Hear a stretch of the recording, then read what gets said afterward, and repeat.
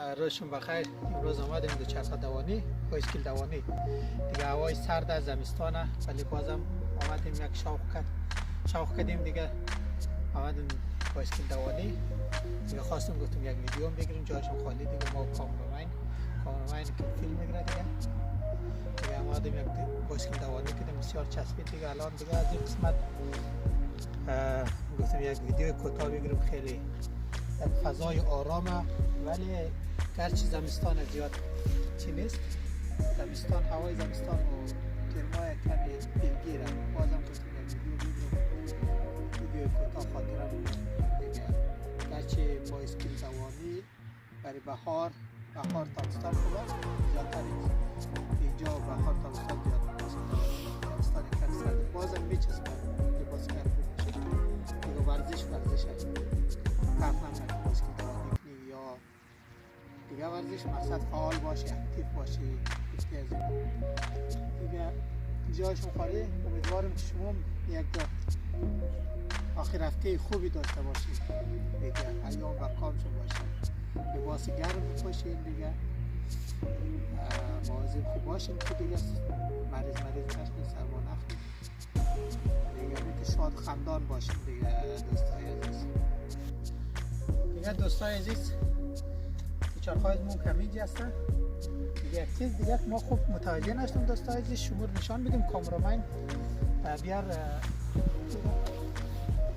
کامرا نزدیک کو.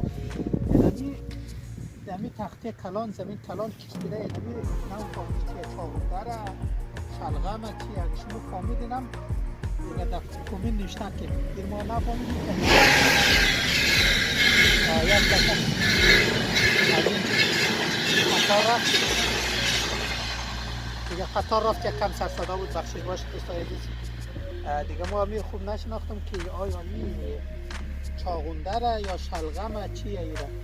همین تخته سر تا سری دیگه کلان کلش از همین کشیده دیگه. شما اگه فهمیدین که چیه در کامنت نوشته کن، برای ما خوشحال میشیم دوستای عزیز. اگر آدم در وطن این میقه یک تخته کلان زمین داشته باشه، آب هم داشته باشه دیگه، خودش یک سرمایه. یک قسمتش سبزی کشتگو، یک ترکاری، یک قسمتش گندم و دیگه درخت سیب، یک قسمتش دیگه. خیلی یک تخته کلان، تخته کلان آدم داشته باشه خودش سرمایه. آب هم باشه دیگه، نیاز نیست آدم در خارج باید. ولی متاسفانه سازی صلاح خیلی کماوی یا خوشکاوی دیگه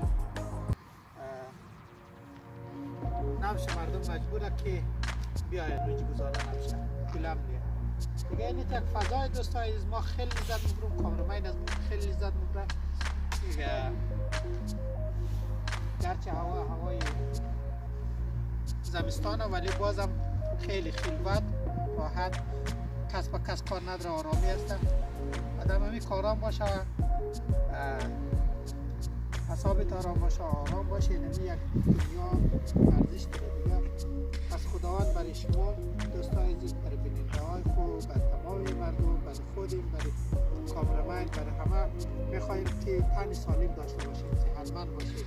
حتی اگر نان خشک هم بخوریم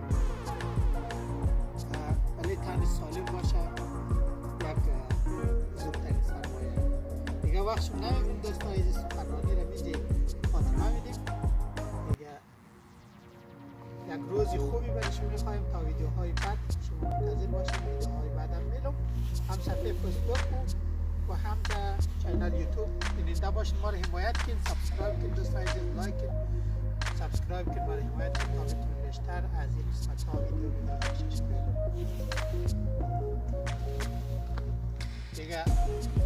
دوستای عزیز همینجا دیگه زیاد ویدیو رو طولانی نمونم که خسته کن نشنم. دوستای عزیز شما این قسمت یک فضای خیلی آرام و آزاد بتونید دویش کنید، خیلی خوب است دیگه. امیدوارم که از این ویدیو هم خوش باید ما را حمایت کنین و چینل یوتیوب از ما را لایک سابسکرایب کن. چینل یوتیوب ما به نام نوری میدیا